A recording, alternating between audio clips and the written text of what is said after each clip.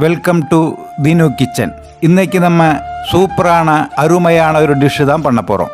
காலையில் டிஃபனுக்கு நம்ம இட்லி, பூரி, பொங்கல் ஏதோ ஒன்று செஞ்சிடும் இல்லையா? அதுக்கெல்லாம் நிறைய நேரம் தேவைப்படும். ஒருவேளை இதெல்லாம் செய்யறதுக்கு நமக்கு நேரம் பத்தலைன்னா சீக்கிரமாக நம்ம பண்ணக்கூடிய ஒரு ஹெல்த்தியான ஃபுட்டு அவல் உப்புமா.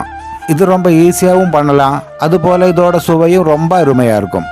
இது காலையில் பிரேக்ஃபாஸ்ட்டுக்கும் இரவு டின்னருக்கும் அதுபோல் மாலை நேர ஸ்நாக்ஸுக்கும் இது ரொம்ப நல்லா இருக்கும். ரொம்ப டேஸ்டியான ஹெல்த்தியான இந்த அவல் உப்புமா எப்படி செய்யறதுன்னு நம்ம பார்க்கலாம் வாங்க. ஒரு பாத்திரத்தில் ஒரு கப்பு அவல் எடுத்துங்க. அவல் உப்புமாவுக்கு எப்போவுமே சிகப்பு அவல் தான் நல்லா இருக்கும். அதுபோல் கெட்டியான அவல் எடுத்துக்கங்க. இது நல்லா அலசி எடுத்துக்கணும். 2 தடவை தண்ணி மாற்றி நல்லா அலசிக்கிங்க. அலசி விட்டு தண்ணியை நல்லா வடிச்சிக்கிங்க.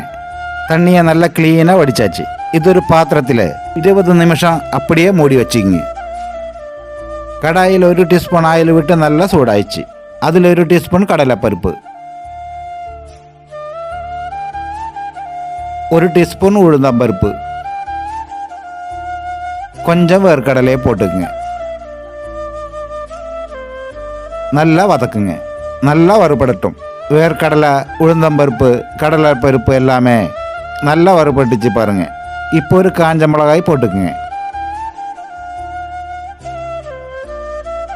கொஞ்சம் முந்திரி பருப்பு போட்டுக்குங்க. கொஞ்சம் நல்லா வதக்குங்க.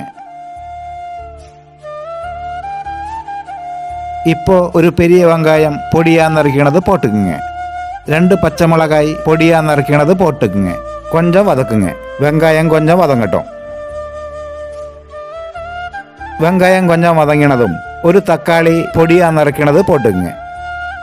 கொஞ்சம் மஞ்சத்தூள் போட்டுக்குங்க. தேவைக்கேற்ற உப்பு போட்டுக்குங்க. கொஞ்சம் கருவேப்பிலை போட்டுக்குங்க. நல்லா மிக்ஸ் பண்ணி விடுங்க.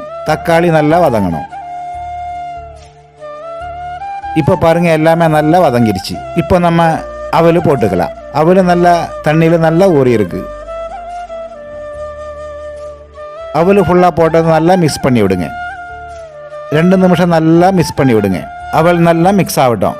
அவல் நல்லா மிக்ஸ் ஆனதும் அந்த உப்புமா வாசனை உங்களுக்கு நல்லாவே தெரியும். பாருங்க, அருமையான ஒரு அவல் உப்புமா ரெடி. நீங்களும் இதுபோல் வீட்டில் செஞ்சு பாருங்க. இது ரொம்ப டேஸ்டாக இருக்கும். இப்படி நீங்கள் வீட்டில் செஞ்சீங்கன்னா மீண்டும் மீண்டும் நீங்கள் வீட்டில் இது செய்வீங்க. அந்த அளவுக்கு இந்த அவல் உப்புமா ரொம்ப டேஸ்டாக இருக்கும். இந்த வீடியோவுக்கு ஒரு லைக் போட மறந்துடாதீங்க. அடுத்த ஒரு அசத்தல் ரெசிபி வீடியோவில் சந்திக்கலாம். Bye by.